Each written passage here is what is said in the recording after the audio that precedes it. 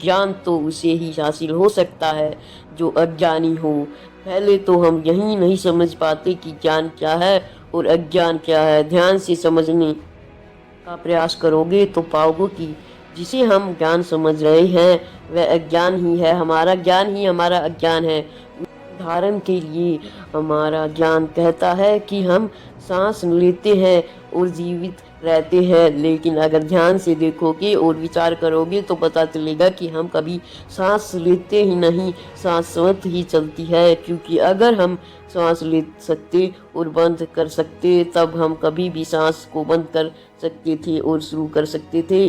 फिर कोई भी व्यक्ति मुर्दा ना होता और मुर्दा होता तो मुर्दे भी सांस ले रहे होते। तब यह हमारा ज्ञान ही है जो कहता है कि हम सांस लेते हैं। धरती पर जब से मनुष्य आया है तब से अब तक मनुष्य एक ही प्रकार से चल रहा है।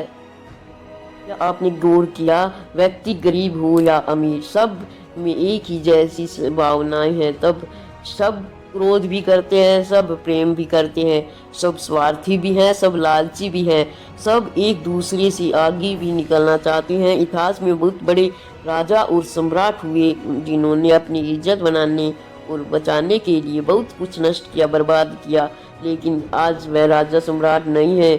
उनकी जगह हम हैं। जो एक राजा या सम्राट करता था वहीं एक गरीब व्यक्ति भी करता है। वह भी अपनी इज्जत बचाने के लिए कुछ भी कर सकता है, किसी भी हद तक जा सकता है, कितने भी गिर सकता है, किसी की भी हत्या कर सकता है और किसी को भी बर्बाद कर सकता है और खुद के प्राण भी दे सकता है। और अंत में जहाँ चाहे कोई सम्राट हो या कोई गरीब व्यक्ति हो, दोनों एक स्थिति में प्राण त्याग है।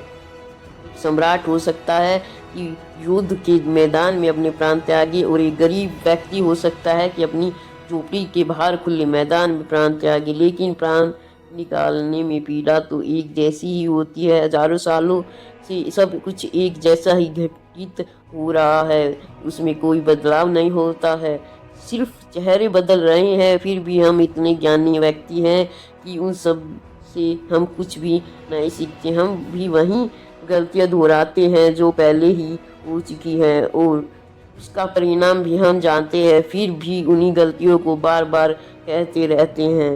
इसलिए बुद्ध कहते हैं कि हम अज्ञानी हैं, क्योंकि जिससे हम अपना जन्म समझ रहे हैं वही ज्ञान हमें सत्यता से दूर रखता है।